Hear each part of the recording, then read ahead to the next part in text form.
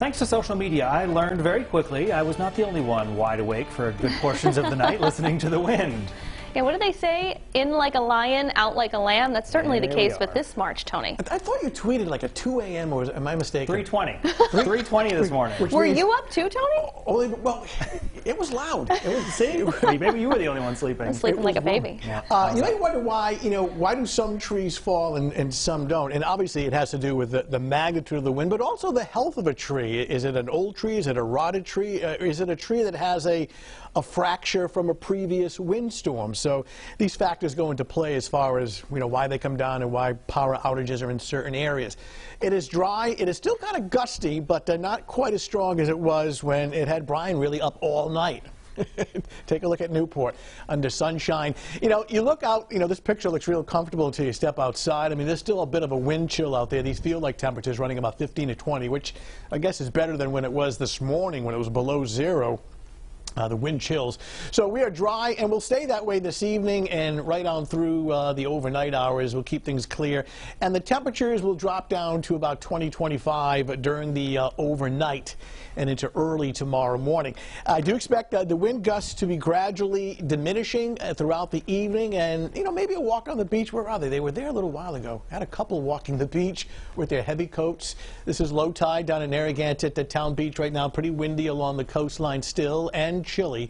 Temperatures are actually wind gusts now down to about 30-35 miles per hour, which is significant in terms of comfort, but not quite high enough to be taking any more additional branches down, but still blustery for several more hours. It's in the upper 20s to 30 in Providence, but the wind makes it feel colder. So a gusty evening, and the temperature roller coaster ride continues. Now, obviously very cold today.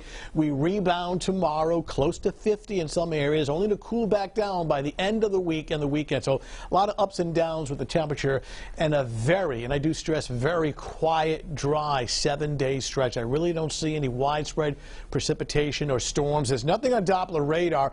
High pressure is in control. Now, we still have these gusty west and northwesterly winds, but they'll be diminishing. But high pressure is in control, keeping things clear and dry. All this real estate belongs to us for tomorrow, so we'll keep things quiet. In our little corner of the world with the much colder air, but off to our south and west, it is milder. And we'll get a small taste of this coming up for tomorrow. We're thinking mid to upper 40s with less wind. That'll feel real nice. So the forecast overnight is dry with diminishing wind and temperatures heading down to about 20-25 overnight around 7 a.m. And watch the temperatures tick up. It was only 30 today, mid to upper 40s tomorrow afternoon, and not as much wind, so it feels good. Just a few clouds coming in late in the day. Tomorrow evening, tomorrow night, we are seasonably cooler with temperatures in the 30s. So for tonight, the winds are gusty early in the evening, but gradually diminishing under partly cloudy skies. It's still chilly, down about 20-25 overnight. Not bad tomorrow morning with some sunshine, starting off in the upper 20s to low 30s. By noontime, 45. That's more like it. And upper 40s, less wind, and a lot better tomorrow afternoon. All right, 7-day forecast.